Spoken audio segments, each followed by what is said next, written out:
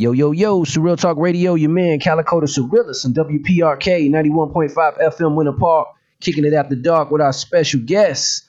And I got my co-host in here rocking with me, so I'm going to introduce y'all to them. We're going to get this thing going. Auntie August is in the building with me. Hey, yo. Hey, y'all. What's going on, Auntie? Chilling. It's Wednesday. We're almost at a new month. All right. Yeah, we're getting out of August. Don't do that. DJ Exclusive in the building. What up, Cuzzo? Chilling like a villain, you know me. All right, man. Yo, listen, man. Hot show for y'all lined up tonight. We're going to set things off with my surreal topic of the day. Got music from around the way. We got our throwback track and my favorite part of the show, the Pump It or Dump It. Y'all get to call in, talk to us about the music we playing and everything we saying right here on Surreal Talk Radio. All right, man. My special guest chilling with us tonight. This brother right here is a professional wrestler with multiple championships. He's an exotic dancer. Also, man, a hometown hero. On the line, we got my man Kenny King. What's going on, bro? Old Town Get Down. That was a hell of an introduction. Amen, my man. All right, bro. Well, listen, man. First of all, I want to thank you so much for doing our show, man, helping us grow the platform, you know. Of course, man. You know, once I'm an Old Town boy, so anything I can do to support my hometown, I'm with it. That's what it is. All right, man. Well, listen, man, I know folks is probably listening to your voice right now thinking, you know, they probably think you gonna come on like, oh, yes, it's Kenny King, my brother. Oh, God, help me, please. No, they didn't. No, only you. Only no, you. man, I mean, you're not a wrestler. No. All right. We got to put him through promo training. So check it. This is how I'm going to do this. Just for y'all, since y'all said that, I want to play a little sound clip for y'all, right? Because, you know, a lot of people, you know, one thing I like about wrestling is that, you know what I'm saying? I like how the wrestlers always used to like try to beat up on the media guy. You know what I'm saying? Like, Look, Gene, let me tell you, like they be like off and, you know, bust them up or whatever. So check this out. I'm gonna play a sound bite just so we can get a soundtrack of going on or what, you know, what I'm talking about here. All right. So check this out. And then, wait. Yeah, check this out. I feel like I already know which one you're gonna play. Oh, you know which one? Don't encourage, please. We're gonna see if you know which one I'm about to play. So check it out. Expect the same thing is going to happen in this fourth quarter match. Let me tell you something, Gino. Can you out here talking about a clique?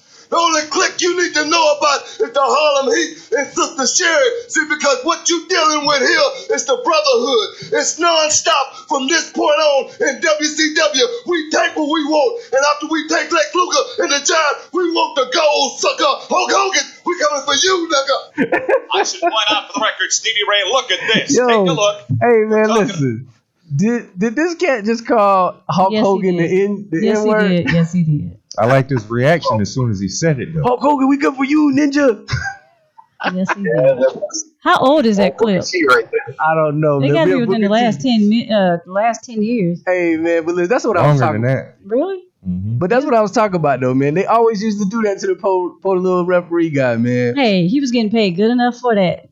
Yeah, man. Well, listen. So I want to get things going. My surreal topic of the day. Just get a little conversation started. My topic tonight is the death of Hulk Hogan. I'm gonna talk about the death of Hulk Hogan. So last month, Hulk Hogan died right here in Florida. And Kenny, man, as a wrestler, I want to know, man, you know, what did Hulk Hogan mean to you? Man, you know, it's crazy because I've had this conversation quite a few times with a bunch of my homeboys and a bunch of guys that I know that are in the business.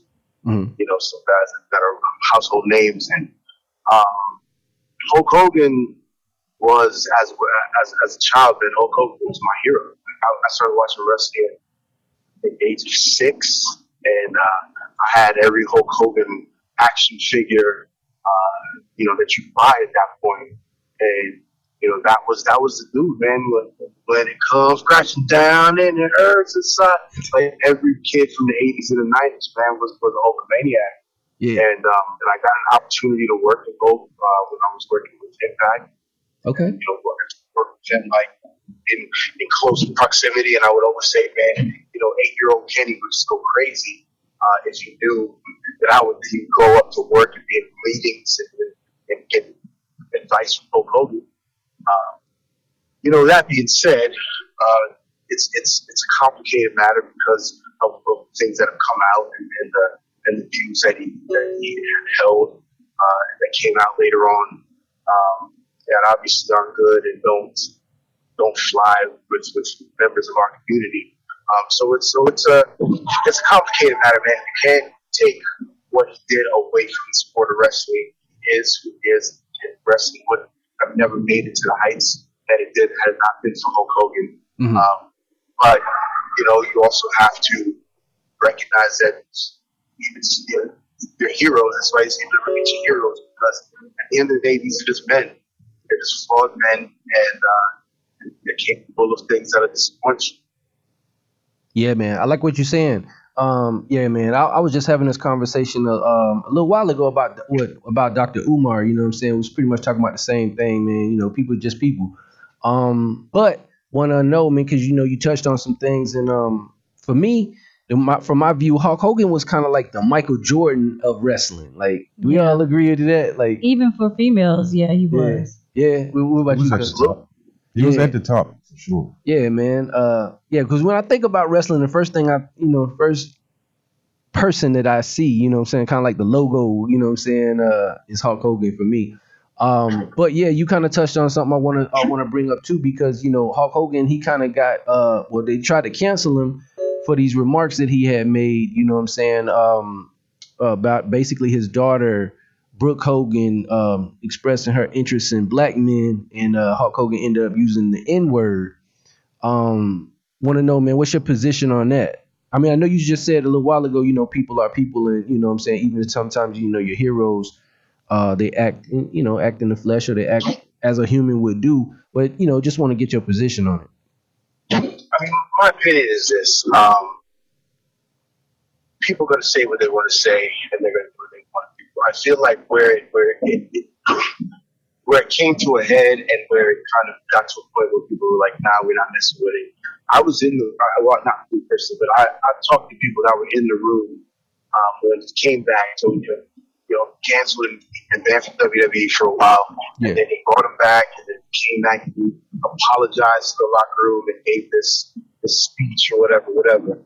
And talking to some of the guys that were in that room when he gave that speech, the gist of it was less, damn, like, I don't feel like this. I'm sorry if I offended anybody, if I hurt anybody. I don't feel like that. It was more, well, you got to be careful because people get caught saying whatever. Yeah. So people didn't really feel like it was a genuine apology. They didn't feel like it was, like he had learned anything other than, hey, man, don't get caught. So, obviously what he said was what he said. But if you can't stand on, if you can't be repentant, you can't say, hey, look, I made a mistake, I'm sorry.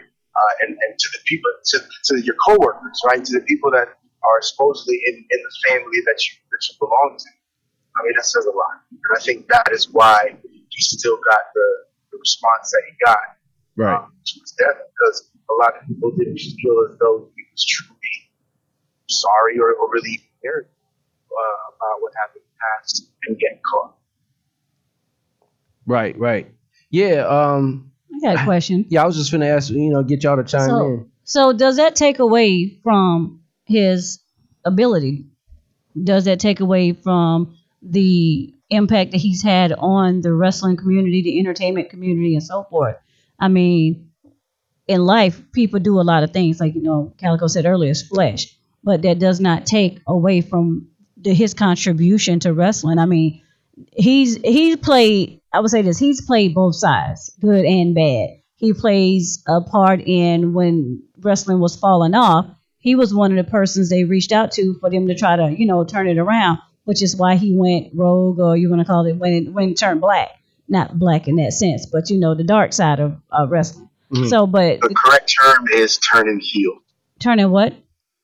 Turning heel. Good guys are baby faces, and bad guys are heels. Gotcha. Well, I think to, kind of respond to Auntie what she's saying, is I think it does affect his impact. I think it affects his impact because, like Kenny was saying, as an 8-year-old kid, they looked up to him. You know what I'm saying? So it affects you because you're emotionally involved with this person now. Like, this is a hero. Like he said that this was his hero growing up. So it does impact in a way. Now, does it take away from him being a great wrestler? No. Does it take just like we had this conversation about R. Kelly? Right. You know what I mean? It don't take away the fact that he got hits. He got hits. Like, he made a difference in communities. Yeah. I mean, he might be incarcerated right now for whatever he did, but it still will not take away from the good impact he's made. That's never going anywhere. And I mean, I feel like it's the same with him. Yeah, you might have some people who from 6, 8 or whatever idolize him. But let me tell you this, they still going to go back and watch some of those shows, regardless of what he said. Well, like I say, I think that, like, to answer your question, I feel like, yes, it does impact, it does impact the sport. It doesn't take away from, him being a great wrestler. Mm-hmm. Again, just like it doesn't take away from R. Kelly being a great singer. It doesn't take away from Bill Cosby being a great comedian. It doesn't take away from, we could just think of P. Diddy, you know what I'm saying, being a great producer. Mm. We could go down the line, but does it impact the sport? I think it does. Does it impact, the genre? I think it does. But Exclusive, want to get you in on this, man. Like, what you hearing so far? What you think? It'll impact it because of how big of a market we play. Right. In wrestling, period. It's a big, dark-skinned audience that watch wrestling. And for him to say that, a lot of them people he got money for. Yes. So it got to be some kind of level of respect for the people that help you get to where you at financially, buying tickets, merchandise, all that kind of stuff. And then to dog them, they're grown men now. They grew up giving you money, or their dad would take them to wrestling or something like that. Now they're grown and they hear that, it'll give you a different outlook on a person. Yeah, man. I'm 100% agreement with what you're saying. Hey, Kenny, man. Last word on this, man. Before we switch topics, man. What you say? Well, I mean, I agree with Nancy, right? Like, I think it splits. The impact that Hulk Hogan made on the wrestling industry can't be understated. It can't be overlooked. He is synonymous with pro wrestling. Right. So, but what happens is Hulk Hogan, the icon, is who he is, right? He's infallible. But what this did was it shows that Hulk Hogan is Hulk Hogan, but Terry Bollea is Terry Bollea, and it kind of shows two sides of a man. Where on one, before that, it was just Hulk Hogan was untouchable, innocent. They made it like he was innocent. Yeah, he was right. Hulk Hogan was just he was just on his own level, can't be touched. Even heel Hulk Hogan, even bad guy Hulk Hogan was still Hulk Hogan, right? Yeah. And you didn't get to see anything off. You didn't get to see any remnants of Terry Bollea, the man, which knocked him off that pedestal until these things started to come out.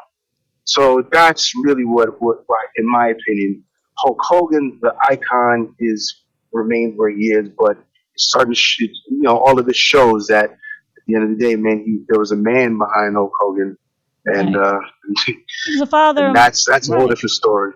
Father, a husband, all of that. Yeah, one thing I want to ask you, man, before we close out on that. I know I said that before, but I want to say I gotta squeeze this one in. The apology that he gave, man, did you accept it? Not after hearing about it. Okay. I was like, well, I guess that's it. I mean, I wasn't privy to it, but some of my good friends were, and they didn't really get down with it. So, and those were he wasn't really necessarily apologizing to me. I didn't think. He was apologizing to these brothers in the locker room that he shares the locker room with. And I will say this, the times that I shared the locker room with Hulk Hogan, I never felt no kind of way. He's helped me in ways. There were things that he did to help me. There were things that he did not so much to help me. But I never felt in any of our conversations, any of our interactions, that feeling that you feel when somebody's got, when somebody's that way. So my personal interactions with Hulk Hogan have always been fine. But, let's expand. I wasn't in the room. Calico said, did you accept it? I think a better question would be, do you think it was an authentic apology? Right. I don't think again, based off of the people that I knew that were in the room, nobody thought it was an authentic quality. Then there it is. All right. Well, in any event, man, rest in peace, Hulk Hogan, man. You Definitely. know. All right, so I want to open up the hotlines, man. Anybody want to call in? Share your thoughts on what we're talking about, the death of Hulk Hogan. If you want to call in and give a shout out to Kenny, remember we on the radio, no profanity. Keep the calls brief. Also, if you want to participate in our next segment, which is the Pump It or Dump It, I'm about to play some local music here, get Kenny's opinion about it. This is O-Town, man, so we need you to represent. About to play some music, man, and y'all call in 407-646-2915. Again, 407-646-2915. Okay, so the name of the artist that I'm about to play is a sister. Her name is The Real Gabbana, right? The Real Gabbana. And the name of this joint right here is called Blockout, right here. You don't know about The Real Gabbana? Or Clearly I don't. You don't know about The Real? Okay, well, you gonna know about it today. So The Real Gabbana, this right here, produced by Beatdown. And the name of this joint right here is Blockout, right here on Surreal Talk Radio. So check it out. We can come back and see what Kenny King thinks. Check it out.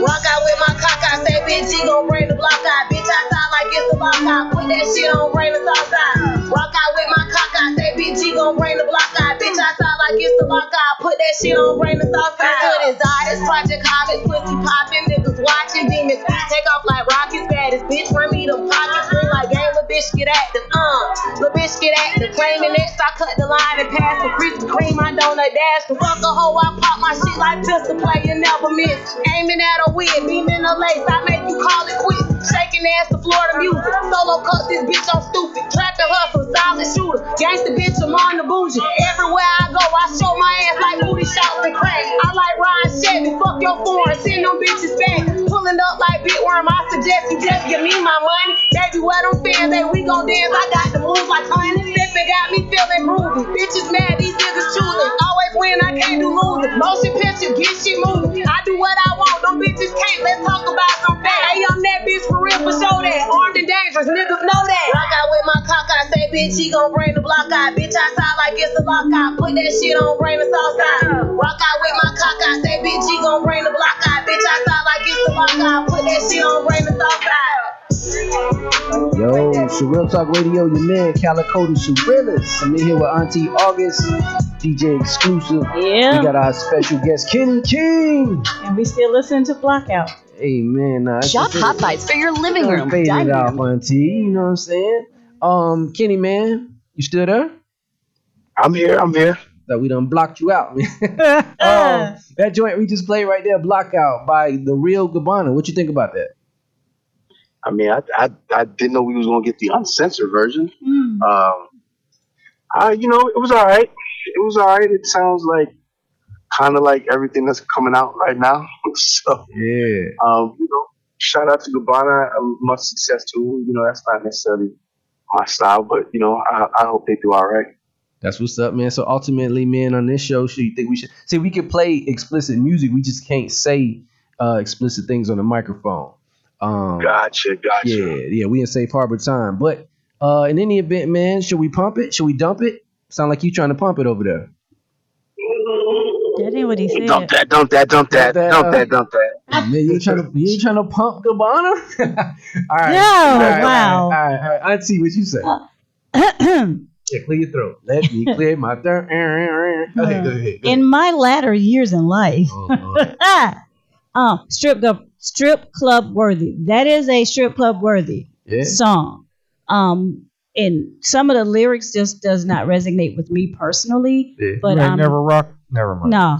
No. I got a little You never rocked out. No. I ain't gonna lie, man. I got an issue with females that rock out with that, with that out. I don't know. Very everybody got their thing. I just, I'm from that era of, something less than others. Not saying I didn't do some things, but okay, well, Auntie, we don't need you say it too much now. I mean, I'm gonna pump it in the strip club after 12 o'clock. Yeah. You pumping it? Okay. In the strip club. All right, exclusive, man. What you say? We pumping this thing? We dumping it? Look, I'm trying to be fair. It sounds like everything else. Yeah. It do. It Sexy should be red. pumped if it sounds like everything else out Right, there. I So got it'll fit in that little pocket. In that category, right? All That right. era. All But right. I'm gonna dump it just because. It was I gotta some. talk about equality for a minute. Please So, do. Oh Lord. Is it the same? Is it equal for a woman to have a whole bunch of guys and a guy have a whole bunch of women? Are those equal? It's equal. In my opinion, as a woman, yes, equal. That's it. These I can days, carry. it's If a equality. dude can carry bodies, I can carry bodies. Oh, Ain't Lord. nothing wrong with Listen, that. I had to bring up equality. I'm just saying. Keep it a buck. Let's do this, man. Let's get out this topic real quick for Auntie say something she not supposed to be saying Hey. because she about to let us know her count in a minute. I ain't about to let you know nothing. I said as a woman. I said as a woman. I ain't put no counts or nothing out there. All I said was, to his response, there is nothing wrong with it being equal. All right, cool. Listen. 407-646-2915. In the meantime, we about to get real live with my man Kenny King. Chop it up with him, find out what he got going on all about him. Hey, Kenny, man, check it. First of all, I want to ask you, man, this name, Kenny King, when did you decide to go with this name and why? Oh man, that's a good question. So I started wrestling. I was on a TV show called Tough Enough on MTV. I think maybe 2002 was when I started. And hold on 1 second, bro. We got a call. Let's take this call and we gonna come right back to it. Because I got a question. The Real Talk Radio, you live. Hey, that last song was cool, but not on that song. Can we just pump the instrumental? Pump the instrumental. I Facts. got you, man. Facts. That's what's up. I can't hold you on that one. The instrumental was dope. Yeah, All right, yeah. man. See, I can get down with that. All right, man. Appreciate you. Have a I good one. appreciate you. All right, cool, man. They pumping the instrumental. They like the music. All right, so Kenny, man, you said you was Tough Enough, MTV. Tell us about his name.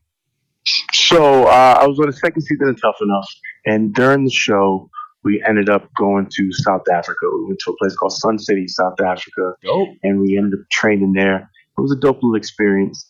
And so one of the nights, we ended up going out to one of the clubs or whatever, and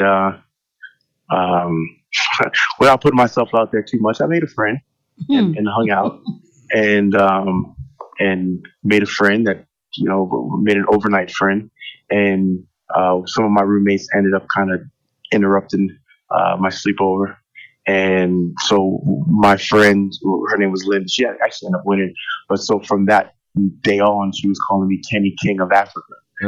So when I was trying to figure out what I wanted to be in pro wrestling, I come up with a bunch of different names. I was the first one was what was it? Smooth Kenny Curtis. That was one of them, and then I was Bobby Bishop.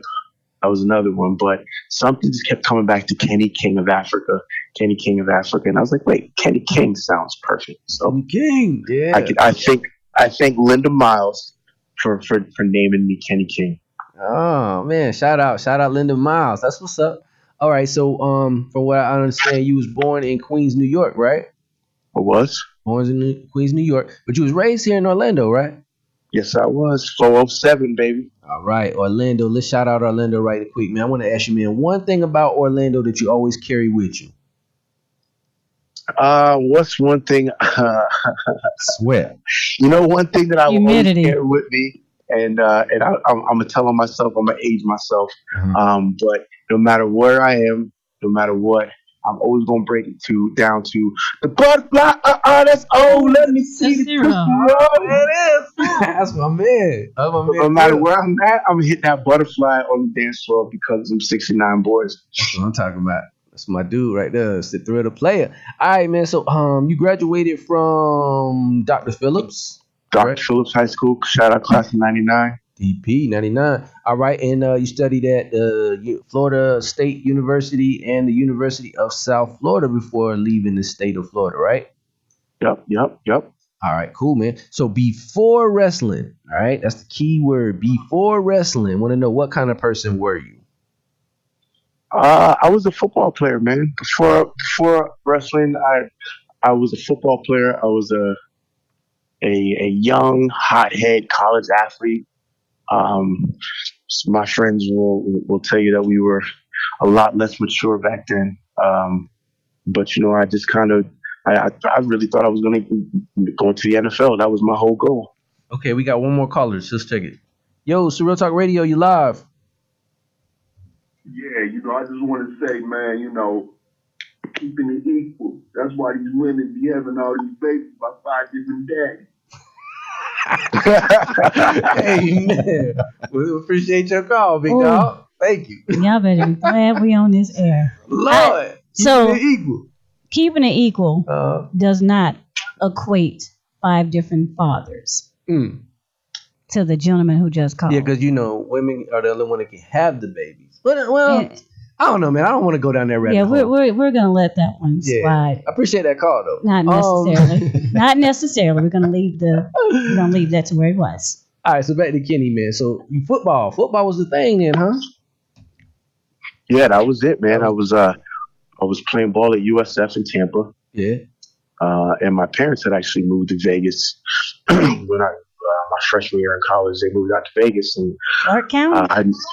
I'm sorry. Clark County. Clark County, yes, ma'am. And some things that happened. I was kind of looking for just different situations. The program at USF was going through a lot of different changes around that time. It was going from like 1AA to 1A and Conference USA. A lot of different changes within the football program. I was just kind of looking for a little more of a stable situation. And I was telling my dad, and my dad was like, "Man, why don't you come out and play for UNLV?" And I was like, "Hell nah, they sorry." Mm-hmm. And you know what my dad did, what I would do, what dads do, is like, "All right, man, that's fine." But I took my highlight tape and went to UNLV and dropped it on the defensive coordinator's desk. And I got a phone call maybe like 2 weeks later. "Hey, man, what would you think about maybe coming out to play football in the fall?" And that's what ended up making me move from South Florida to UNLV. Shout out to Pops for that, man. Right, that's a good story. Shout out to Pops. So want to ask you, man, if it wasn't for wrestling, would you say you would be a superstar in football? Yeah, I think if it wasn't for wrestling, I would have definitely played a few years in the NFL. I felt like that was that's just what I was destined to do. I really wanted to make a move and see what. Now, would I have played 20 years in the NFL like I've been in the rest of this for 20 years? Probably not. They blowing you up tonight, man. Let's just take this call. So Real Talk Radio, you live. Hey, what's going on? This is Union from California. Union from California. What's going on, big dog? Appreciate you calling in. What's up? Yes, I want to know if I can ask 2 questions. I can take my answer off the air.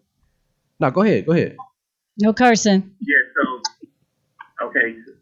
So to the brother, I wanted to ask you, being that you're in the industry of wrestling and everything like that, and in years before, it's been times where black men have been kind of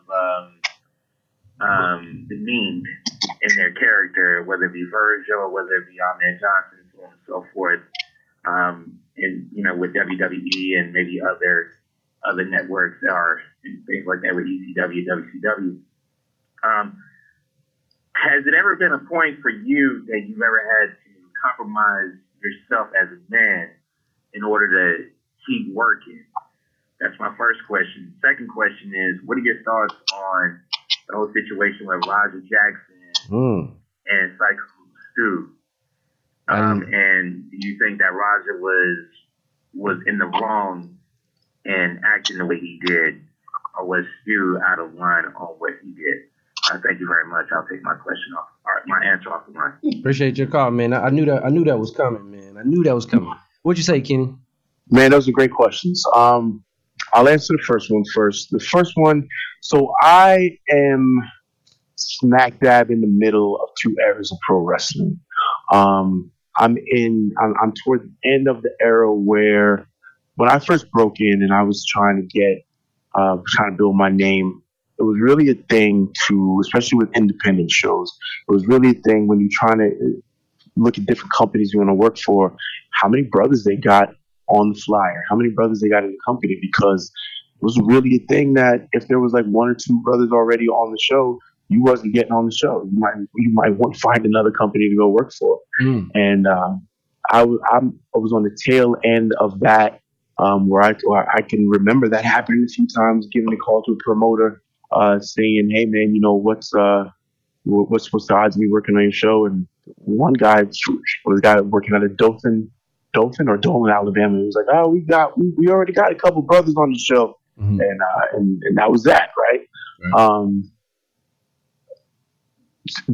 I'm toward the end of the era where you had to be a stereotype to get attention, and you have to think, and these are the brothers that I have personal relationships with, but brothers like Booker T, brothers like Mark Henry, brothers like D'Lo Brown, who you didn't have to be a street thug or a pimp, even though The Godfather was a pimp. Shout out to The Godfather, but you didn't have to be these negative stereotypes and negative representations of black men or emasculated versions of black men in order to get an opportunity just to kind of hang around. Because I tell my students all the time, like, Coco Beware was one of my favorite wrestlers, but I stopped liking Coco Beware because Coco never won nothing. He was a good wrestler. He was in shape. I loved bird dance, and he always had good moves, but Coco never won, right?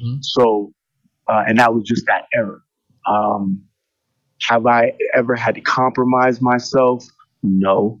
And I'm proud of that. Have I possibly lost opportunities because of it? Possibly. But I'm proud to be a part of the era that kind of turned all that and moved and became undeniable and became recognizable by being Kenny King. I didn't have to be Kenny King, the drug dealing pimp, or Kenny King, the street gangster, in order for someone to sign me to a wrestling contract. I was able to be Kenny King, the loudmouth athlete, and my own, do things on my own terms. Yeah, brother. Lord, forgive me. Yeah, so let's get the brother's next question. Let me, because I got a bunch of questions. But no, he was answering the second part of his question about the compromising. No, he was talking about the second question. No, so yeah, he wants to get into the Raji. Oh, you mean that part? Well, before you get there, let's go ahead, Auntie. Go ahead. But before you get there, in regards to compromising, do you think that it still goes on now in wrestling? Because you have, the women are more out than they used to be. The colorisms has changed. You have a whole rainbow of people now wrestling. Do you think that people are still compromising, and compromising not so much as their identity, but compromising so that they can make a paycheck?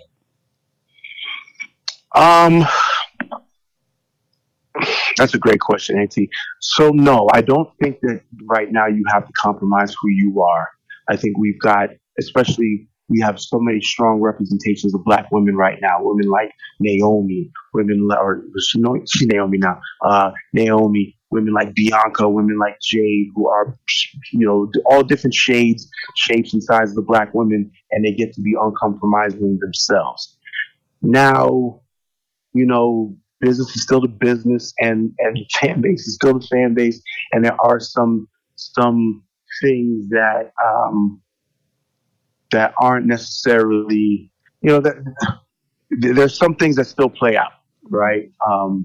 But I don't think that anyone has to, shut up and dribble to make a paycheck. I do think that a lot of these characters now have a lot more say in what they want to do and who they want to be. Like, Kofi Kingston was a major thing, because Kofi's the only brother to ever win a WWE championship. He did it at WrestleMania, and he got to do it his way.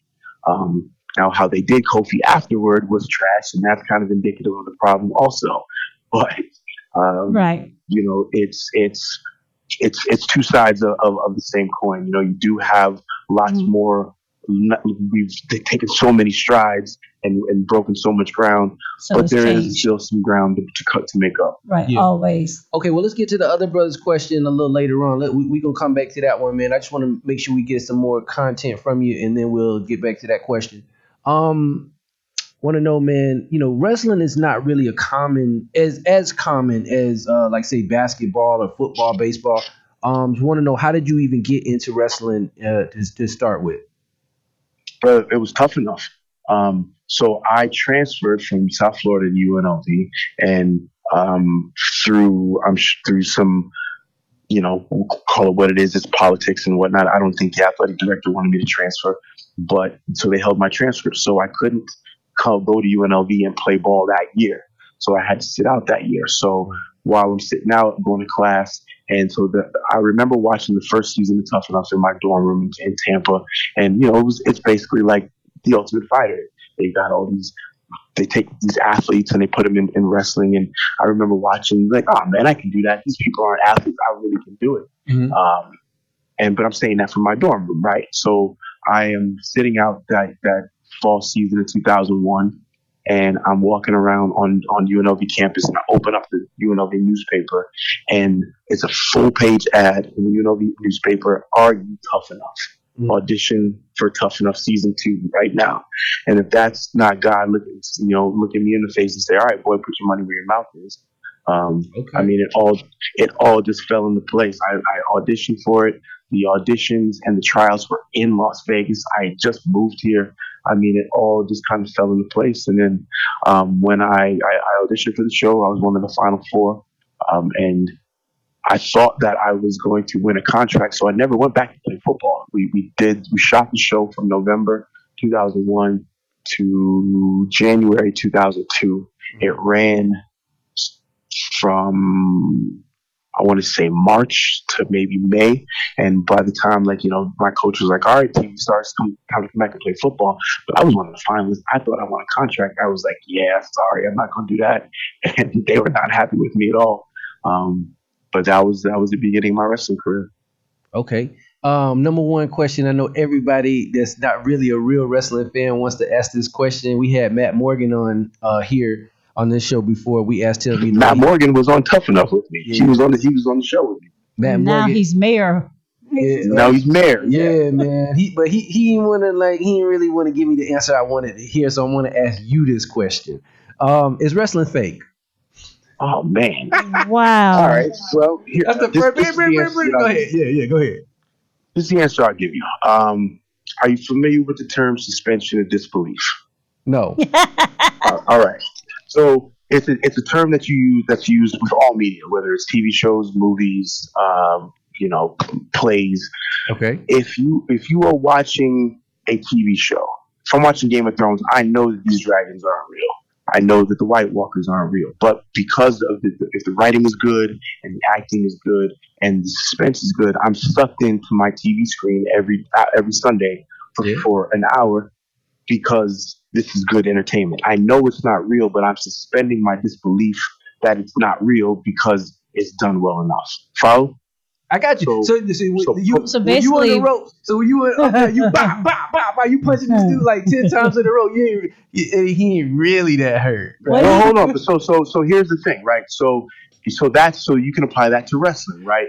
And it's mostly you really have to go to see it live to kind of let this sink in. When you watch it on TV, there's so much going on and it's TV tricks. But when you hear the thuds and you see how that ring there's not a trampoline in it, how it doesn't really give, and you hear someone get kicked or you really see someone get kicked and you hear an elbow hit someone's chest, you start to kind of rethink this whole real fake thing. Am I lining up across this man to injure him, to hurt him? No, I'm not. But because all of our TV cameras are in HD and there's 5,000-10,000 people in attendance, him and I got to make this look as real as possible. And sometimes that means clubbing a guy, kicking a guy, hitting a guy. This is the only business that you go into it. You can do whatever you do to each other, and the first thing you do when you go back is say, "Hey, thanks, man. Is everything okay? Thank you." So we it's insane, right? So we trust each other, but we also beat each other up. If that makes sense. Okay. I heard a lot of them cheers. Yeah. My own. Bang! What? Alabama brawl cheers. No, those are still chairs. I mean, they're real chairs.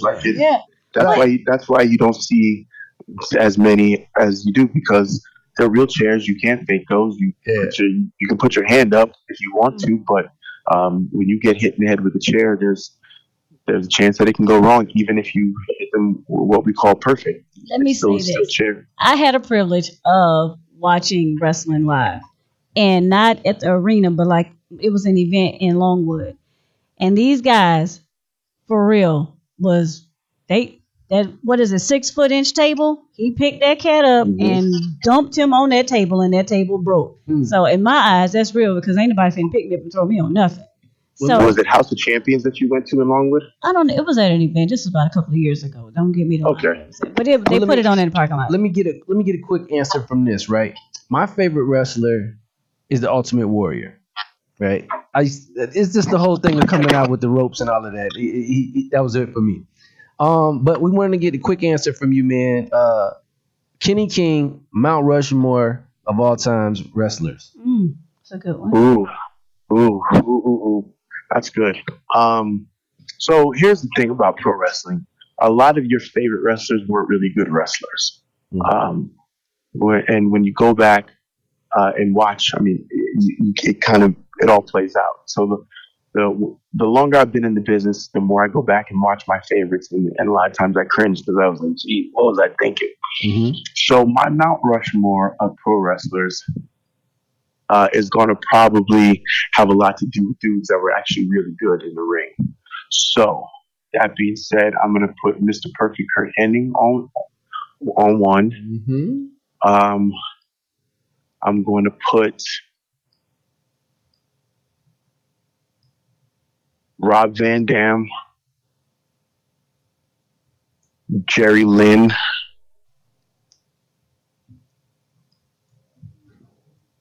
and Kurt freaking Angle. And new Macho Man Randy Savage.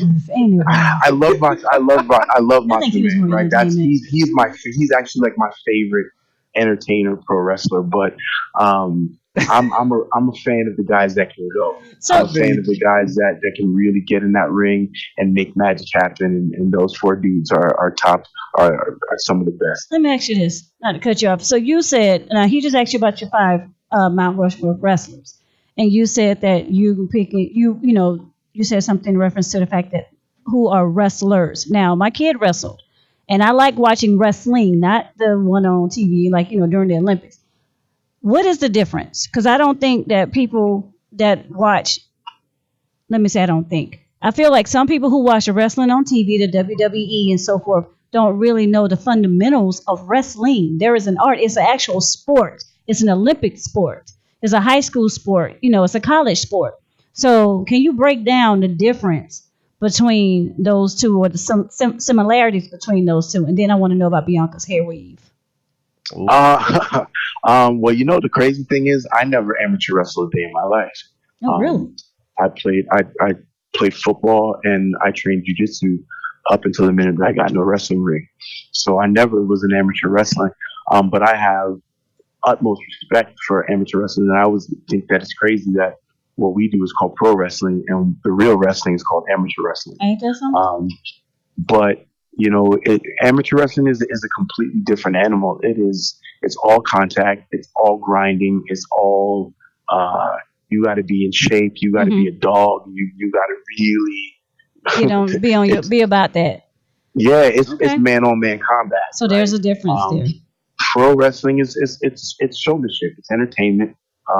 It's good versus evil, and that's the difference, right? The difference is you 2 wrestlers can go in. One can be very, very good. The other one can be very, very good. But people that are watching it are just watching for the entertainment. People watch pro wrestling for the characters, the showmanship, and the story. Awesome. So Bianca's hair. Wow. People want to know. I'm not going to tell no, that's just a secret. So as far as I know, it's real. All right, listen. It's time for my surreal moment of the day. What I wanted, and my surreal moment is this, bro. Like if you don't know about the show, anytime I get a rapper in here, I make the rappers rap. Anytime I get a singer in here, I make the singer sing. It's just a real put you on the spot type of moment type of thing right here, right? We hope you're sitting down. Yeah. So crack your neck, man. Do whatever you got to do. Basically, I ain't going to have you do no rapping. I ain't going to have you do none of that. Basically, man, I'm going to just tell you real quick, man. One thing I always hated about people who's really into wrestling is when I was a jit, man, I used to go to my auntie house all the time, and my cousin used to always put me in a headlock. As soon as I used to walk through the door, he just like, what up, cuz? Just start, and he was a big dude. So, He ever DDT you? listen, the thing is, yeah, he might have did that too, man. But anyway, I got him in the building, man. We got Big Wiz in the building. He got some history with Kenny King, so I want to get him on the mic. Cuzzo, step up to the. Is that my dog, brother? Big Wiz. Yes, It's a family affair. Yes, your boy. I had to pay homage. You know what I'm talking about. Much respect, boy. Much respect, boy. We got Big Wiz in the building. Hey, man, listen. Hey, Wiz, man, I want you to tell us, man. Give us an unforgettable Kenny King story, man. Listen, man. I'm gonna have to go PG with it, cause remember, use those good words. Use those good words. Listen, so this is what I'll talk about real quick. Okay. Everything you talking about, I couldn't wait to jump in on the conversation. But I can attest to what he's talking about from playing football in high school, and we after practice wrestling like it's real, and throwing people into the cage, but they hitting the pole instead of the cage. Yeah. You know what I'm talking about. And never would I have thought that my boy would have did it for real. And that's an inspiration to anybody that he can come into an industry that don't too much like people like him, especially back in the day, and make it a career and become successful. So that's much respect. But I mean, listen, the stuff you've been talking about, I'm over here just smiling and shaking my head like, yeah, that's my dog. Hey, did you ever put him in the head like how you used to do me? Yes, we done did headlocks, we done slammed each other. We using the power bombs in the backyard. Power bombs, real talk. Like we talking about, the tackling dummies. They in the matches. Who was the dummy? Which one was the dummies? Was the Oh, dummies. okay. Yeah. Hey, well, I thought you was using Calico as the dummy. I'm just saying. Hey, nah. But listen, I got one too, man. I got a surreal moment for you don't. For Kenny and Wiz. You do. No, check it out. Okay. Now this gonna be a real surreal moment. I'm waiting on this one. All right, so check it out. So I'm about to play something, man. I'm about to play something. You already know You already know what it is, man. I got some stuff. Check this out. Oh, nah, hold up. It's coming. Go! It's the K-I-N-G, Kenny King. It's the K-I-N-G, Kenny King. It's the K-I-N-G, Kenny King. If you're with it, come and get it. It's Kenny King. Where? Go! Welcome to my ring, Kenny King. Welcome to my ring, Kenny King. Welcome to my ring, it's Kenny King. If you're with it, come and get it. It's Kenny King. Welcome to my ring. It's Kenny King. Welcome to my ring. It's Kenny King. Welcome to my ring. I can't lie. That was nice. Yeah, I just wanted to play a little bit of that right there. Who did that? That was me and Wiz. That's your boy. That was him. That was me. Oh, that was you. Okay, because Yeah. I thought you said it was him. Yeah, hey, me and Kenny Yeah, I go was way. on that That's one. that's what me and Kenny bonded on that right there. That we hip hop is what Connected. it wasn't football. It was hip hop is really what brought us together. Because both of us grew up in Orlando pretty much, but we both from up north. Got you. I'm originally from Philly, New York, and so we was into hip hop because a lot of cats down here wasn't into hip hop like that back then. No. But we was, and we used to be at parties, high school parties. We in the back rhyming, spitting, freestyling. People were amazed, like, yo, y'all can really get I it. remember people like you when I was in high school. I was like, what they doing? Yeah, hey, it Man. was all about the We wit. was the ones beating on the trash cans. Yeah, that was us. And in the circle. Yeah. Yeah, that joint right there was made for a moment like this, man. So you trying to tell me I should have got Kenny to do some rapping is what you saying, huh? Hey, I know we can do it. So we that's back in the day. But so let's talk about back in the day. Back in the Not day. that I heard, y'all kind of skipped over it, that you had an other, I'm gonna use an improper word, the other talent. Yeah. Where it was considered not Daddy baby oil, but you used some baby oil. Hey, man. Hey, let's talk about it. Chip and So Dale. I didn't say that. I mean, I didn't say puffy that. over here. Right? No puffy. But I'm just saying. So how did that go into your wrestling? Like, did that give you some confidence? Not saying you weren't confident, but did it boost you up some more? Give you some female fan base? How did that extracurricular employment help? Did I say that right? I used good words, right? I kind of knew she was going to ask that Of question. course, I'm the female in the group. How does that sound? You talking about, hey, dude, so when you was a stripper, how'd that go? Nah, I got y'all. Man. Auntie wants you to put her in a coronation. Absolutely not. Absolutely not. I did not say that. Now go ahead. I'm gonna let y'all have it. I'm gonna let y'all have it. He's trying to. He see now. When I start throwing stones, it's gonna be something different. Go ahead, sir. You have the mic. Well, it was interesting because at first I tried to keep it separate because like when I first started doing Chippendales, it was like the tours, like the world tours. We would do shows in like Germany and in England and where else? France. And we would do like 30-day tours, and we do like pretty big auditoriums. So it was like all this was kind of new to me, and I really wasn't like I was trying to just kind of do it and see how I could, really just make some money at the time. And then the only time that it ever kind of came together is like, so I was doing the Vegas show. I got into the Vegas show when I moved back in 2010. And I signed TNA. My first TNA contract was in 2012. And the owner of TNA, her name was a lady named Dixie Carter.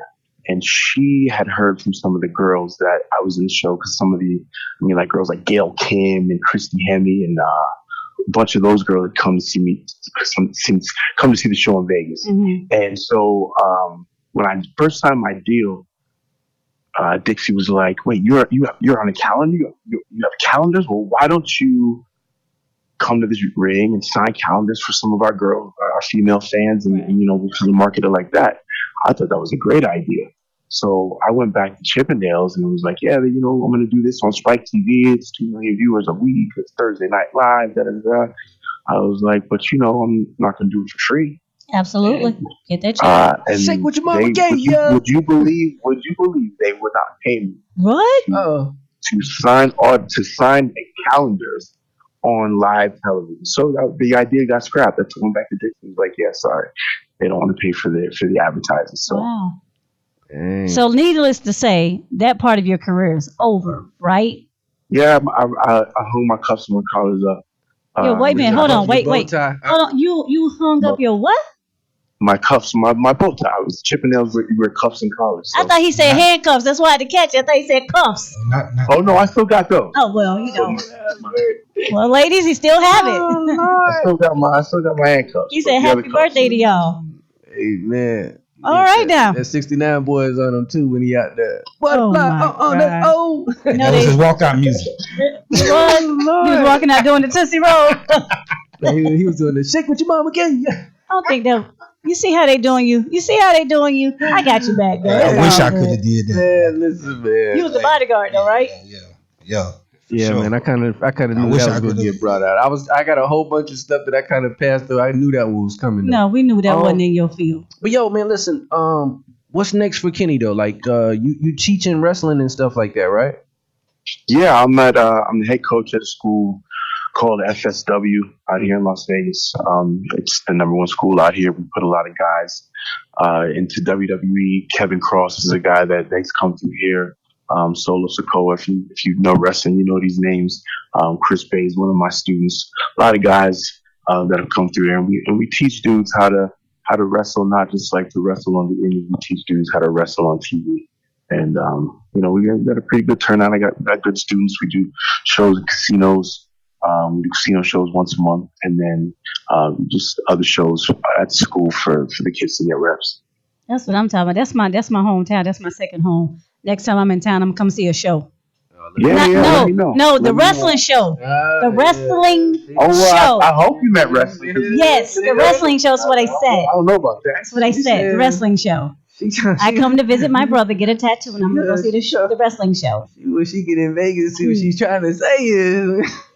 You know what? He always liked to be so just little brothers. Ladies, if you got a little brother, just go ahead and DDT your cousin for me one good time. I need to. Hey, Kenny, can I ask some more questions? Go ahead. Yeah, but let me just say, Auntie want to get. She wants you to show her that coordination. Go ahead, answer your questions, sweetheart. Go ahead. No, I just ignore him.